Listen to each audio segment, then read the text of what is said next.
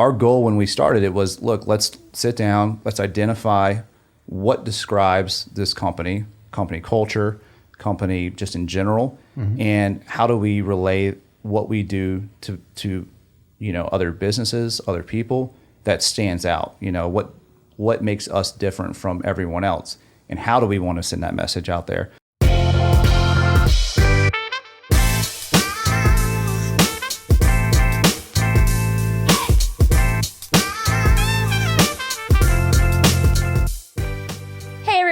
And welcome to the 30th episode of our podcast. I'm your host, Katy Welch. And I'm your host, Chris Mulally. We have a special guest on today, Michael Ransom, COO of Sokal. He's got a lot of things he can share about marketing, about leadership. And yeah, Katy, let's get into it. Yeah, so Ransom, welcome to the podcast. Thank you. Happy to be here. Place looks good. We're very excited to have you on. I like it. I'm happy to be here. Yeah. Thanks for inviting me. Hey, it's our pleasure. It's our pleasure. Chick-fil-A. Well, they do know a lot about marketing. There you go. Very good about it. Why don't we start off, and why don't you tell everybody a little bit about you, how long you've been at Sokal, what your role is, all of that good stuff. I would love to. Michael Ransom, as you guys know, I've been with the company since June of 2013, so just reached the 10-year mark. When I started, there was probably 20, 25 employees here at Sokal. Started in the website department, helping manage clients' websites. From there, I moved into the digital department in 2014, and then to sales as account executive.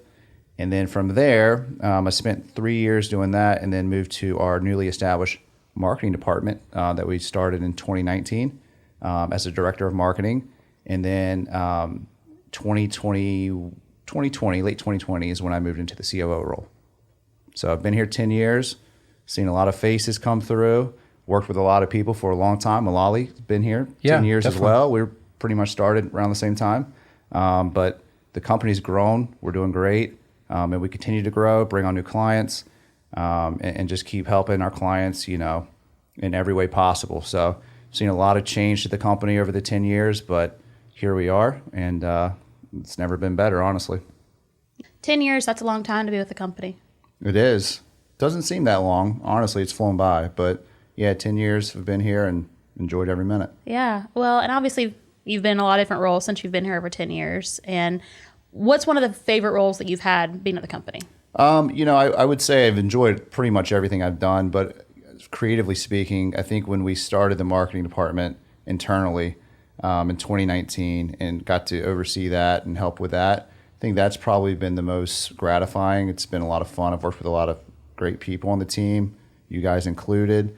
And so having a good team and support and a lot of creativity and good ideas that have come out of the department, and really try to brand the company and get our name out there and kind of let the industry know who Sokal is and what we stand for and what we can do. I think that's probably been my favorite role thus far. Obviously being the COO has a lot of responsibility, thoroughly enjoy that. But as far as the creative side and being able to work closely with a team, the marketing department has been, that's probably one that stands out for me.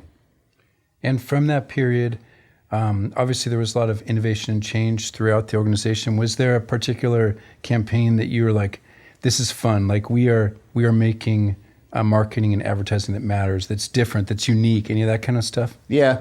Well, I think so when we started the department, one of our goals was to kind of identify like a brand voice, the brand identity, something we hadn't really had established yet.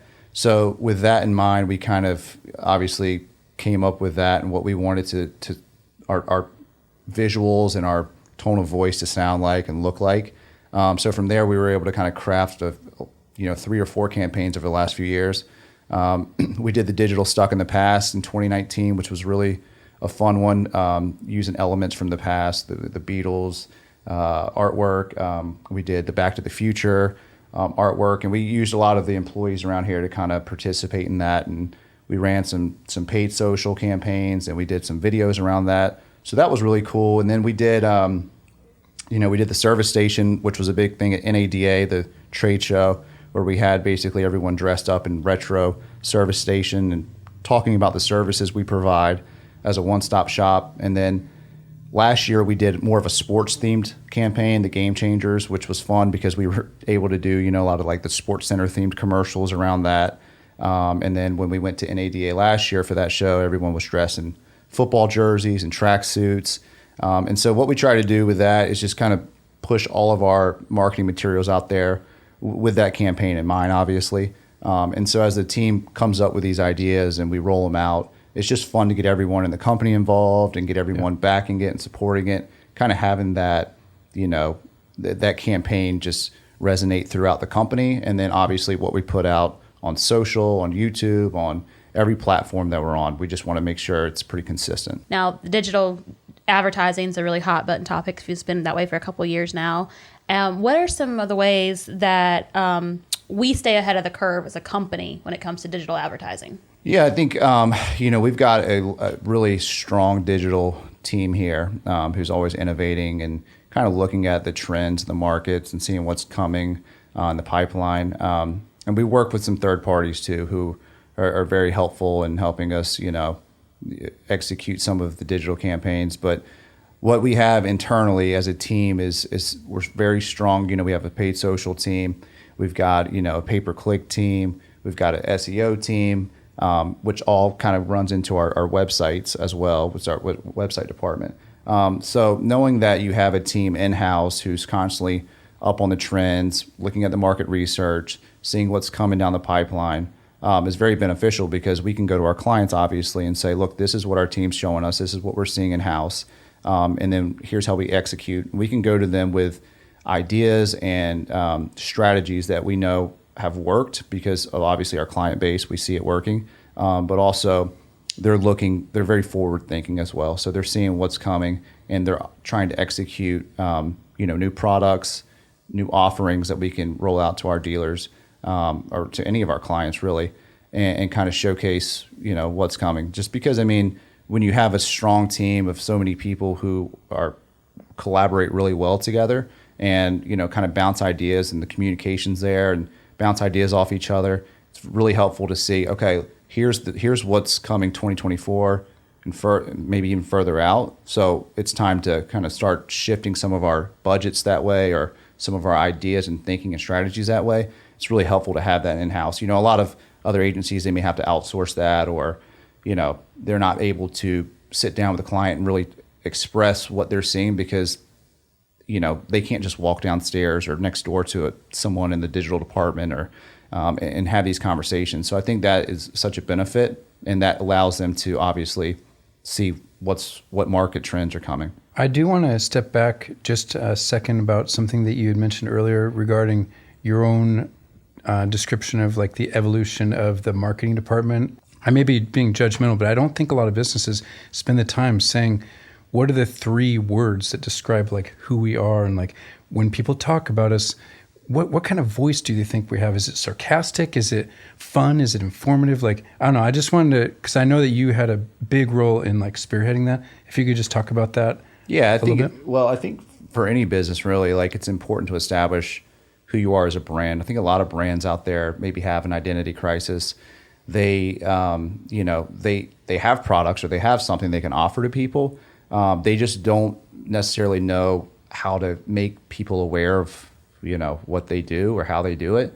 So I think that's where a good marketing department comes in with creativity and creative ideas around that. So you're right. So when we started the marketing department in 2019, our first goal was really like, okay, look, we've got a structure in place, good infrastructure. We've got the team in place. We've got in the company.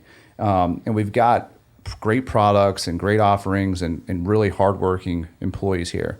The next step is growing, obviously, for our client base. So how do we do that? Well, we know that we have to get more aggressive with internal marketing. Think about it. We're a marketing agency. We should be pretty good at it. We do it for our clients. So our goal when we started it was, look, let's sit down, let's identify what describes this company culture, company just in general, and how do we relay what we do to other businesses, other people that stands out. What makes us different from everyone else, and how do we want to send that message out there? Which is when we came up with our brand voice, So everything that we do as far as our campaigns that we run, our trade shows that we go to, we want to fall under that umbrella of who we are, what we do, and how we sound and how we look, So we wanted to fall under there. So we knew it was important to establish that brand identity for SoCal. And then once you have that, you take everything from that point on, and it needs to fall under that umbrella. So, for a while, we just kind of made the company great by just working hard and all these great qualities that we have. Now we need to take it to the next level and show and tell people about what makes the company great. And that's for any company. I mean, a lot of the big box companies out there, they have marketing departments who sit there and say, look, here's some campaign ideas, here's our brand voice, here's our brand identity. And we just hadn't gotten to that point where we had to establish that yet. So once we established that, built the team in-house, and then, it was ready to launch after that. But it's really important for any business really to, when they're ready to make the leap, or even when they're getting started, is just kind of identify like what qualities describe your brand, describe your people, describe the atmosphere that you want to, portray to your potential clients, your potential customers, and then, execute on that. I think it's important to have that brand standards, colors, fonts, all that jazz is really important. And, it's just the consistency of putting that message out there in that tone of voice, and getting in front of people. And then you start to stand out, the brand awareness starts to kick in. For us, we try to do, a little bit lighter, funnier videos or, campaigns. And so people recognize that after a while. People recognize, hey, you guys come to the shows with a theme every year, or I've seen your stuff and funny videos. It just helps people stand out. Other companies may go a more, corporate, tone of voice, which is fine. That's what suits their business model or suits their company culture. But for us, here we like to, I view this as like a family-oriented, company where everyone kind of is friendly and it's very open communication, and not that we don't work hard, because we do, but it's also, that's kind of our company culture is fun-loving, flexible, and innovative, creative. Yep. A lot of creativity comes out of the company. And so we just try to execute that in our brand voice and all of the things we do is on our side for marketing. I think it's really interesting that you bring up about, a brand voice and all of this and how that's really helped set us apart in the market. I mean, in the industry that we're in, there's a lot of competition out there, and our, clients could have a lot of options of who they want to go with. We're not the only dog, vying for their business. And so I really think it's interesting, when I first started, and I've been here a little over 5.5 years now, we were growing pretty just organically, not doing a lot. And so I do think it's interesting now that we've really put forth this effort. You've seen just us just take off, growing, astronomically. And so I think that's a really big testament to what you're talking about as far as having that brand voice, having that, and putting those efforts into growing. Like, okay, we have a good client base, but what can we do to get a better client base, more clients, and show the industry like we can offer all of this and more. Yep, a more diverse client base too, like just from all different backgrounds and industries. And let me add to that too, because I don't want to just say it's just the marketing. The marketing obviously plays a role, but when we started the marketing company, the marketing department, one thing we wanted to kind of bring under that was our new business development team, which goes hand in hand with the marketing, because we've got a great new biz team, which I think is very important for most companies to go out there and obviously pick up new business. But, working closely with them and talking to them about, okay, what are you seeing in the market? What are you hearing from, potential clients? And then they can come back with their feedback. And then we work hand in hand with them and say, hey, look, this may be very important to you guys in the marketing department. You may think, but like what I'm seeing out here and what people are talking about or potential clients are talking about is this. We can then tailor our branding message or maybe spend more time and effort talking about some of the hot button topics that they're hearing about. And so I think having a new business development team that's out there and can offer feedback. I mean, we have a great sales team, account management team as well. But they're handling clients on day to day. They're kind of like knee deep in their clients. And seeing, or hearing the feedback from a new business development side and a sales side, it really kind of just like the marriage is there. It really helps kind of craft the marketing of it. I mean, if you're a company out there has a marketing department and they're just kind of blindly thinking, all right, I think we should run a campaign and this should be the message, and just because, that's just how my gut feels today, I don't think that's going to be a successful campaign, because you need some soldiers out in the field to come back and say, oh, look, here's what we should be talking about. Then as the marketing department, we can say, let's talk about that in our tone of voice, our brand, what our brand umbrella, so we can craft the topic to what our brand is supposed to be, showcasing.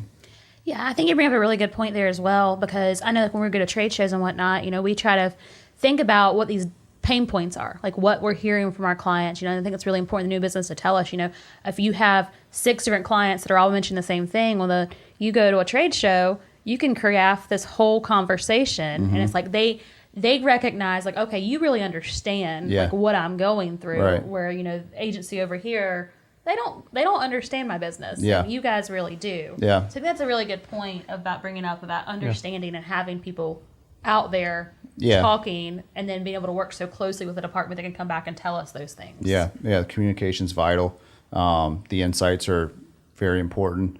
And it just allows us to do our job better and to help. And then in turn, if we do a better job on the marketing side, we're making their jobs much easier to get in the door, discuss things with potential clients, so, and then on top of that, the constant outreach, or whether it's paid ads or social media, just organically, the more any business, any person we want to work with sees our stuff, the easier it is for them to walk in because of the brand awareness, or easier it is for them to call on them or email them. If they've been seeing our things and the message resonates, then it's a much easier conversation to have for them. I know that we've touched on different developments that have occurred in the company, over the past 3 to 10 to 12 years that it's been around. I mean, you hear stories about how it started with, just a few people, actually just 2 people. I think it was like Mark and April. They just decided we're going to start something new. Or Mark was like, come with me, April. That being said, it's like over 150 employees now. And you see a lot of companies grow over the years, but like this is such a good example of growth and success. And as you were talking about, the family, people working together, it's a tight-knit community of different personalities. That being said, let's focus for a second maybe on a time that was maybe slightly challenging and how you had to pivot. Like, give me some example in recent history where you're just like, oh man, like what do we do? And you guys really had to work it out and go in a different direction as a company or with a client or anything like that. Well, I mean, I think obviously the most obvious example would be COVID. You know, I mean, that was unpredictable. Nobody could have predicted that was happen. It was a very challenging and trying and stressful time for, I would say, everybody, not just within this company, every company and every person. So that was a bit of a tricky situation because no one knew what was happening or how long it was going to be happening.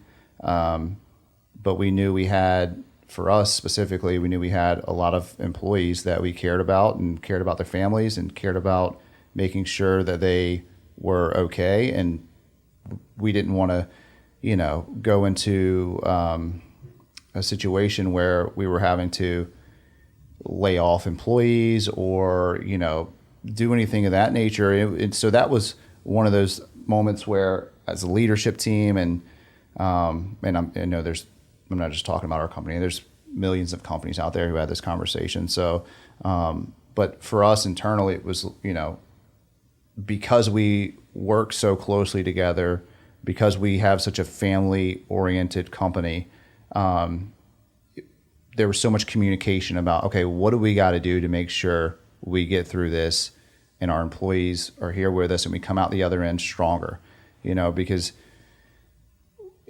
no one knew, obviously no one knew anything or how long. It could be a year, it could be 2 years, could be like, who knows? It could be 3 days, but we didn't know at that time. And that was, obviously the most obvious example.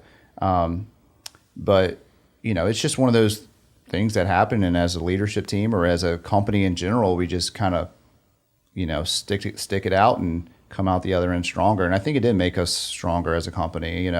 Not everyone who was in the company at the time is still here. Some people have left for different reasons. Some people have moved, just normal things. But the ones who kind of lived through that and were here have now we've seen the light at the end of the tunnel, and knock on wood.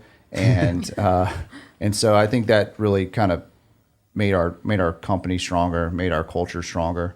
But that's just one of those things where you got to be constant communication with all parties and be open and honest. And, I think good things will happen if those things all, you have a strong leadership team or a strong supervisors or management and strong employees who can, stick it out and fight through it. I think that just helps the company in general, any company out there, honestly.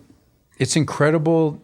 Not that I would ever want to do this or wish this upon anybody, but that we all went through this together and we all had to deal with it in our own ways. And then also, you're in leadership and you're running a business too. So you're at it from that end too. Like, it's just something that we'll always have stories from, we'll always remember as a challenging yet triumphant return to kind of life and a way to galvanize people and become closer to people, even though we're like stuck in our homes. It's so ironic how all that occurred. But I will say to that, Yeah. like it did shift, probably in a positive way, some of the way we work. Yeah. Yes, for sure. We were doing work from home days prior to COVID, but it was like just a couple of months, I think. But like just the shift in, all right, how we can work, how we can be flexible, how we can make kind of any situation work was at least one of the positives that came out of that, I will say. Because, now people work from home more often. Yep. We can accomplish any kind of meeting or call on a Zoom or any kind of, computer. And it just made us realize, and every company out there, I'm sure, realize there is other ways to get a job done. And there's not just one set way to do it. And so, it allowed us to improvise on the fly. And, here we are. We got people back in the office now, and people enjoy coming back to the office. But people also enjoy being able to work from home and being flexible and maybe do some work on the road. So, it kind of opened our eyes to that as well. So, it's not all negative. It was a stressful time for everyone. But it allowed us to kind of shape our culture a little bit more into where we are today. I think also one interesting thing that probably came out of the whole COVID era was, obviously before COVID, people were on their phones, but I think even more so now that with coming out of COVID, social media and whatnot, as we've seen this huge boom in that, especially some of the platforms like TikTok and YouTube Shorts and things like that. Yep. That wasn't really. I think COVID really helped get those off the ground in a way that you've probably not seen a social media platform grow as quickly. And so obviously for an advertising company, learning how to advertise on platforms like TikTok and things like that, that was kind of a challenge that, we didn't know much about. We didn't even know much about TikTok as far as creating it and getting our own page up for that. And so I think that created an interesting challenge. And I'm sure you've seen with, changes with social media advertising and things like that post-COVID. Oh, yeah, for sure. From an internal perspective, at least, we I would say try to allocate a fair amount of our budget to social media, because one of the things that I've talked about internally, this is just from our side of things, is, it's some strategies would be, okay, let's just own one thing, right? And that does make sense sometimes from a budget constraint. the good thing about some of the social media platforms and advertising on some of the social is it's relatively like a low entry cost to kind of make a to make a mark in there. You know what I mean? So it's like whether it's LinkedIn, Facebook, TikTok, any of these social media platforms, it's not like you're having to spend thousands and thousands and thousands of dollars. You could, I mean, you definitely could, but I think there's kind of a low cost to entry to some of these social media platforms. And, you may not be able to reach someone on Facebook because they're not on it. So, but Instagram, LinkedIn, TikTok, you want to be able to showcase your business all across the platform, because if you just, run a piece of creative or run a video, make a video, and you're only putting it on one platform, then you're kind of hoping that you reach that person on that platform, whereas they may not be. I mean, I know plenty of people who've gotten off Facebook. I know plenty of people who are on Instagram. I know a lot of people who don't have LinkedIn.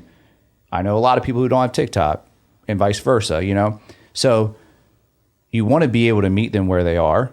And I think that's very important. And that's the good thing about social media is you're going to get different demographics for different platforms.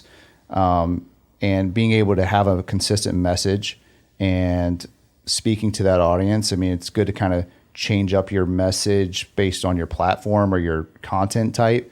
But I think that, trying to make sure you're present on all of the social media platforms is really important. And like I said, not just organically. Organically is very important as well. But I mean, if you want to, as a business, spend some money and you are trying to budget some money for paid ads, I think that's a relatively low cost way to do it. And you can get very creative on those platforms as well. Is there like a certain platform that you love the most these days personally? And then like, could you talk maybe like that you love for your or our business, so to speak? Like, but if you could do like differentiate both of those, yeah. Like, what do you really love and why? You've heard of MySpace? No, never. It's been a little bit. That's while. my personal favorite. No, I'm just kidding. Obviously, I think personally, like I'm on, I'm obviously on Facebook and LinkedIn and Instagram. I don't do too much TikTok. I follow along with it because of the company and just kind of obviously. You're not out there making TikTok videos? I'm not out there making TikTok videos, no. But I will watch and I will kind of keep my eye on it because it's important for us as an agency to know what's going on. Yep. And then from an agency perspective, Facebook is definitely probably the biggest one for our clients and probably the most beneficial. But, I think from a company perspective internally, if I'm talking about how do we market our company, I think it's important for us because, we have a kind of a different model than our clients. They're going B2C. They're trying to sell direct to consumer. Whereas we're going B2B, we're trying to, as a company, create the brand awareness for other businesses that would like to hire our services. And so for us, our philosophy is a little bit different than we would suggest for a client. So from a SoCal company perspective, I think it's important for us to showcase our company on LinkedIn, a little more of that, and Facebook as well. But it's a different model, B2B versus B2C.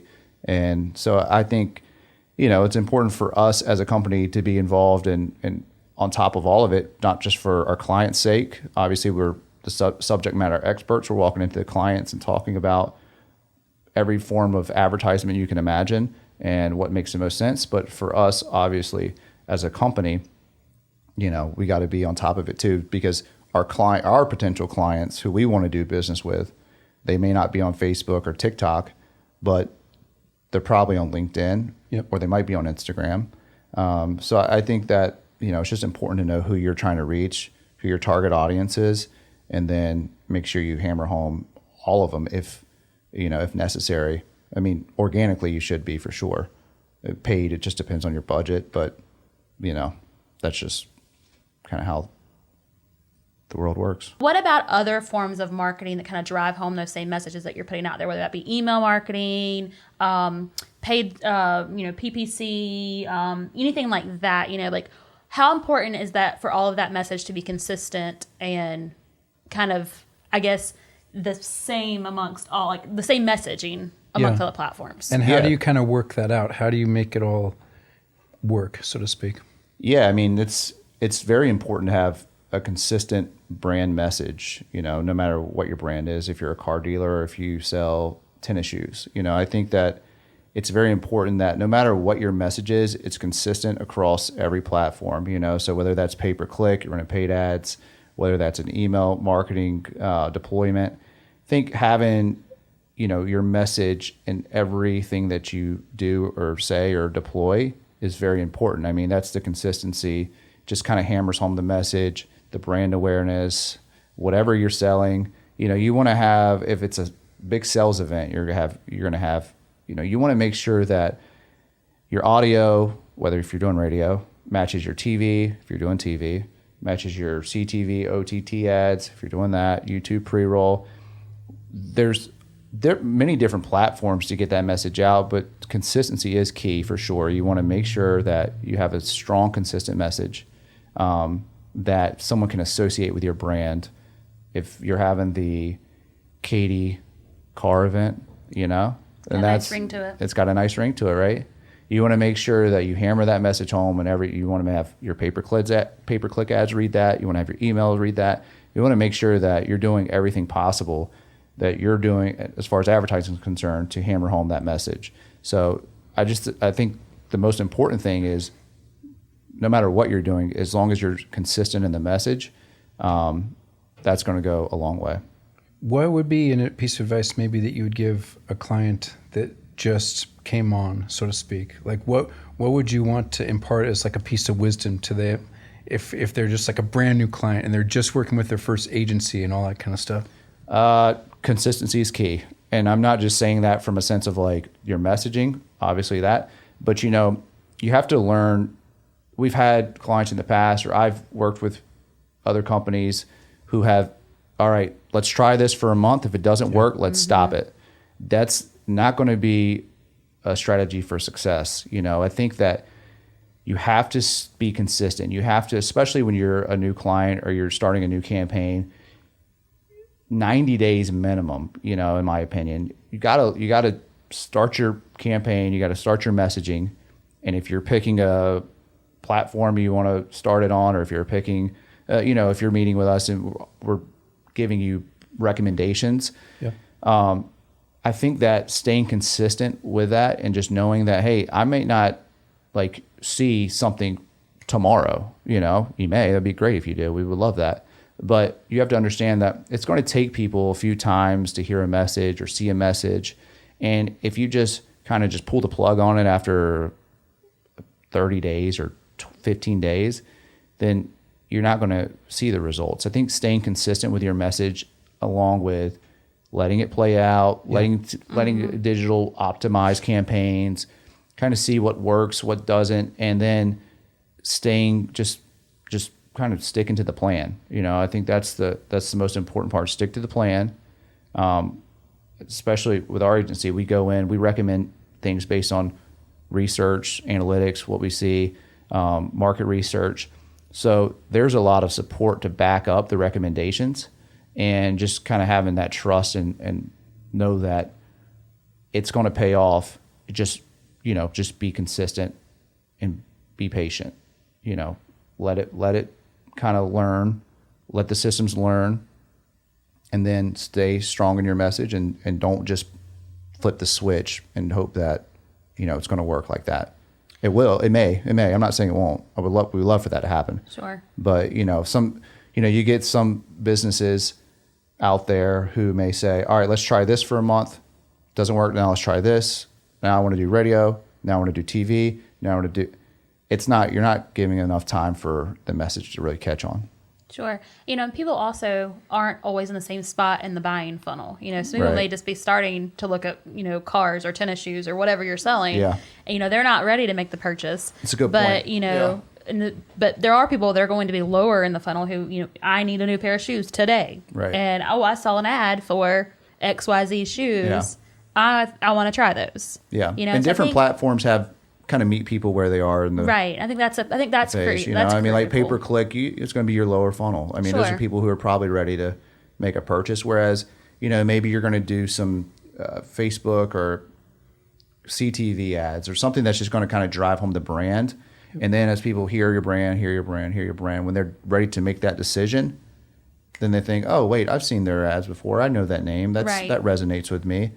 Then that's kind of how it all plays down the funnel. Yeah, I think that's pretty critical too. Yeah. And I think having a good mix that's meeting all of these people, you know, good advertising plan and letting it work. I think that's a really critical part that you brought up, is that people want to pull the plug too early. Mm-hmm. You know, like they may be getting some traction and they're like, oh, well, we're done with this. Let's move to something else. So it's like, there's a lot of shiny objects out there, you know? I mean, there's a lot of like new shiny objects. It's like, I don't really want to run this anymore. I want to put my money into this new thing. And, you know, they may have been just a little bit, you know, closer to seeing the returns, but, you know, there's a lot of new shiny things that aren't necessarily proven. And, you know, try it, but, you know, just understand that staying consistent will pay off more in the long run. I know that you touched on a little bit about how, you know, we use a lot of market research and analytics and whatnot when we make recommendations to clients. How else do we judge, I guess, the success of kind of digital campaigns? Like, how do you go in and tell somebody, like, this was a successful campaign? Well, I would say from a client's perspective, sales. Mm-hmm. We look at, you know, it just depends on what's important to a client. May have something that is very important to them as far as like foot traffic or website visits or leads. So it typically will depend on the client, but I mean, we take a kind of holistic look. We measure all kind of new traffic to websites. We look at leads, conversion rates, appointments. I mean, we get down in the weeds, especially with our dealers who will, you know, if they're okay with it, we go in and kind of see how the appointments are going. We'll listen to calls that are recorded to kind of see, did something fall off? Did this ad that was served on pay-per-click that led to this phone call, was there a miscommunication, or was it a great phone call? You know, so there's things that, you know, the account management side will do. There's a lot of optimizations and kind of metrics that the digital side pulls. So really it's a team effort. And then, you know, it just depends on the client really. And it depends on, you know, what they want to see, but obviously sales matter most. Right. Yep. So, I mean, that's kind of, and then, you know, hearing the feedback from the dealers or any business, it's like, man, I've really felt like traffic was up this month. I felt like we were getting a lot of calls or whatever it may be. You know, that's kind of how you know, like if we're doing a mailer, like a mail campaign, you could track pretty easily if it was successful or not. You know, I mean, there's all kinds of analytics about it, who it was mailed to, zip codes, and then, you know, you can kind of cross-reference that about appointments made or who came into the store. So there's ways to track that, but it just kind of, you know, you got to have those conversations with your clients and just kind of see like, hey, seems like the numbers are showing we're seeing success here, here, and here. How do you feel? Do you feel like it's working? Do you feel like people are mentioning the ad or mentioning whatever it may be? And then kind of take it from there and shape the recommendations or adjust as needed. Okay, so shifting just a tad over back into your role as a leader at this company with you know, over 150 employees. When you're looking at your role on a day-to-day basis or examining it on a quarterly basis, how do you measure success for you? How do you know if like you're being successful as a leader, so to speak? Communication, I think, is key. I think, you know, having conversations with your team, your employees, allowing them to have the freedom to be creative, innovate. I always think like there's no bad ideas. I mean, in the departments I've worked in or overseen, there's no bad ideas. There may be ideas that aren't necessarily there yet. Maybe it needs a little bit more work, but as I like for everyone to feel open and free to talk about it, because then, you know, someone may have an idea and then Katie may have an idea and you may say, well, it would be better if we tried this. And then having that kind of like open dialogue and communication is very vital. It's key, and being able to feel like people can talk and express themselves and bounce ideas off each other. I think that's how you kind of know if you're leading a successful team. If you feel like people aren't opening up, or maybe they're just siloing themselves and kind of walking away, being quiet, you know what I mean? Trying to go to them and talk to them and say like, hey, is there anything I can do to help you?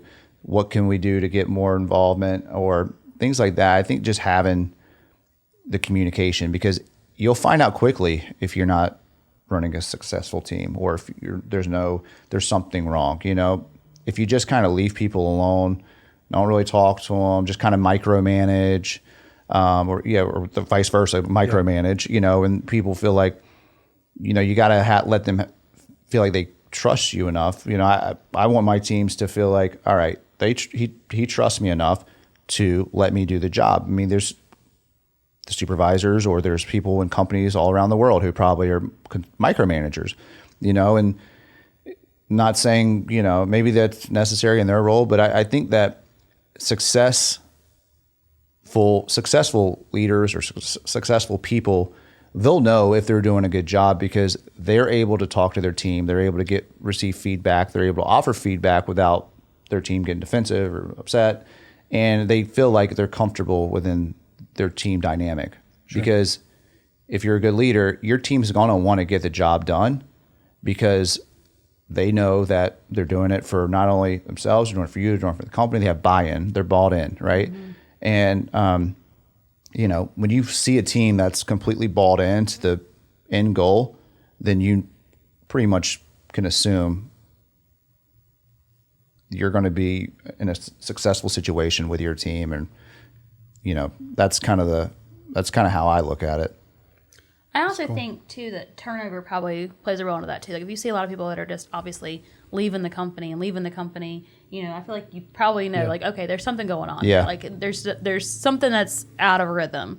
You know, I know like in our department, we're in the marketing team's a smaller department, but you know, we don't have very high turnover at all, you know, as far as that goes. And I think turnover as a company is much lower than it ever has been. You know? Well, I think companies now, it's very important for companies to be as flexible as possible. I mean, without, you know, there's a fine line you walk up to, right, between flexibility and just, you know, not being able to control the company. You know, it gets out of control a little bit. And I think that what we've learned is like, it's okay to be flexible. You know, we want to have a environment where the employees feel they can, you know, talk to their supervisor, talk to their leadership, and be flexible.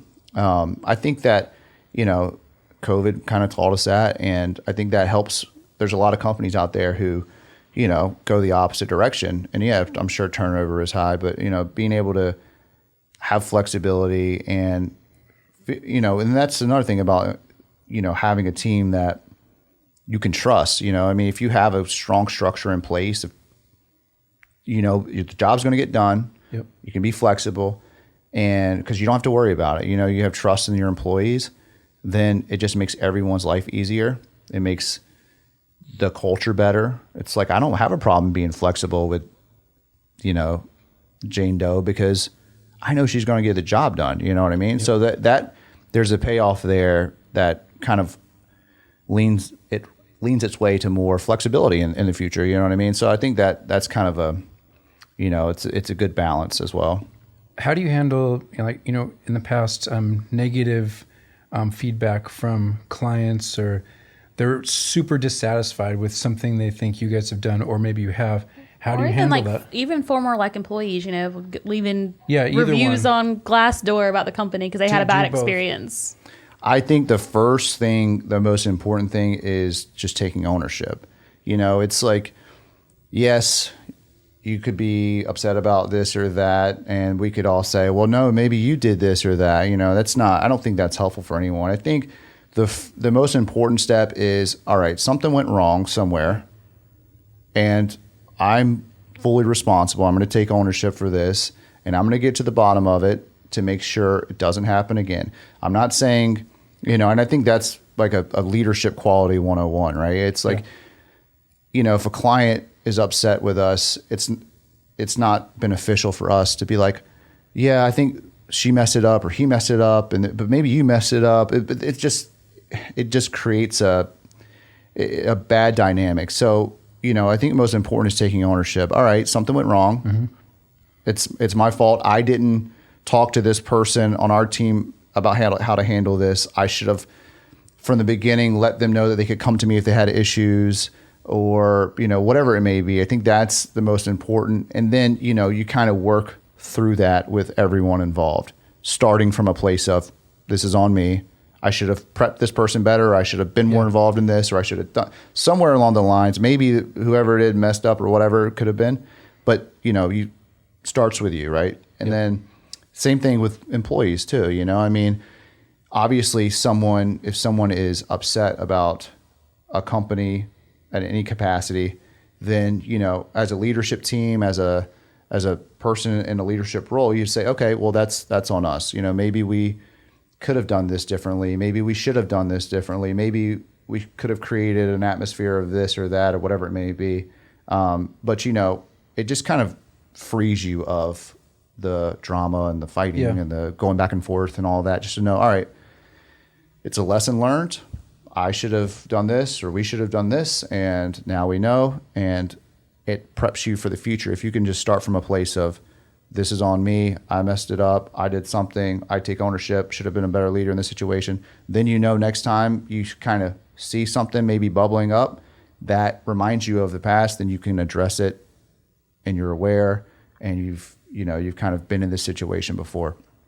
I think it's really interesting because I feel like if, they always say that leadership starts like in the top, and obviously if you're communicating and your employees see that you're talking to a client that way, or they see that you're talking to another employee that way, or, I think showing like, okay, it's okay to mess up. Like just own it, fix it, move on. Yeah. Like there's no need to harp on it. There's no need to hide it. There's no need to be scared to admit it. Like this is what people make mistakes. It's just, it is what it is. So I think having that kind of communication and being able to, show your teams. Yeah. That's how it's done. That makes for a good leader. That makes for a company that people want to be at. Right. Yeah.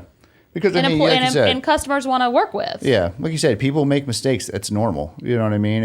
But you don't want to be, if you're ever in a leadership position, or even if you're a parent, let's just say, if you're ever in a position where, and you're losing the trust of your employees because you're like, hey, look, you messed up. You did this. You did, and then like they don't want to come to you anymore and tell you they messed up. They're not going to come tell you. Yeah, next time. And so it's all right to mess up. It happens. Now, how do we fix it? Let's move. Let's make sure it doesn't happen again. That's my fault. I should have taught you how to do this. Right? We should have coached. I should have sat down with you before you went to the meeting. I should have, and that way, they're like, okay, I feel better now. I can obviously talk to you without being my head chewed off, and then they want to work harder. Yeah, and then you create a culture of people who are just like under pressure of like getting yelled at or whatever. They're just going to be uptight and they're not going to be able to do their job. They're going to be so worried about making a mistake. And that's not any good for anyone. It's not good for the client. It's not good for the person. It's not good for the company. It's not good for anyone. I mean, you don't want them to go home at the end of the day, see their family stressed out, mad, angry. You want them to be, and it starts with a leader who can say, look, we're in this together. It's all right if you mess up. We'll fix it. We're going to learn and move on. And we'll do our best to make sure it doesn't happen again. And here's why it's so important to do that. Going off of that, in terms of setting a good example, what is a quality of a leader that you think every person who's in a leadership position in the advertising business has to exhibit? Obviously, you're talking about transparency and the willing to take on, if mistakes are made, I'll take it on and I'll make it right. Mm-hmm. That kind of attitude, that giving attitude. But like, what's maybe one other one that's like essential? Like you have to have this quality if you're going to be successful. I would say humility. Having an ego, especially in the advertising world, it's like, look, you may come up with the greatest idea ever in your mind. It could be the best idea. And you're like, everyone's going to love this creative idea. And then you get there, you pitch it, you talk about it, and people are like, like I said, it's not saying there's not a bad idea. I'm saying it might need a little work. And being able to be like, all right, I see your point. I see, okay, maybe it wasn't the greatest idea. Instead of being like, no, you guys are all wrong. I'm right. This is the greatest idea ever. You just don't see it. I think being able to be humble, have some humility, and be vulnerable too. I mean, just say like, look, here's kind of what I was thinking. I should, maybe I just did this because of that. You know what I mean? Like, I think being vulnerable and having humility are very big. I mean, because you're going to get knocked down in any company, any business, any professional setting. True. You're not always going to succeed unless you're Katy. And but well, thank you. But I mean, being able to get up, dust yourself off, be like, all right, you're right. Maybe it wasn't the greatest idea, but thank you for your feedback. Like, appreciate you helping me. Yep. That's hard. I mean, that's hard to look at someone and be like, you're right. My idea wasn't that great. It just does need your little idea involved in it. That's not easy to do. I mean, some people hold on to their, to their pride a lot. And you can get in front of a client, same thing, right? You get in front of a client and you're going through things, talking, and they're saying, you don't know what you're talking about. There's this things you're not seeing. To be able to be like, okay, you're right. Like, having that humility where you can let your wall down and just understand instead of being like prideful, I think it'll take you a long way. And then people appreciate that. People appreciate people are humble and have humility and can be vulnerable and open up about certain situations they went through. So I think those are two for you right there: humility, vulnerability. One thing I always do when I'm interviewing employees, like, I'll be responsible for interviewing them if they win like Employee of the Month, and like trying to get insight of how they felt and wisdom they can pass on and stuff like that. And I always ask them, what would be one piece of advice you would give yourself if you could walk back in time and you were just starting? You know what I mean? Like, 10 you're years ago. COO now, but like, if you could look back and be like, Michael, I wanted to pass something on to you, like, what would it be?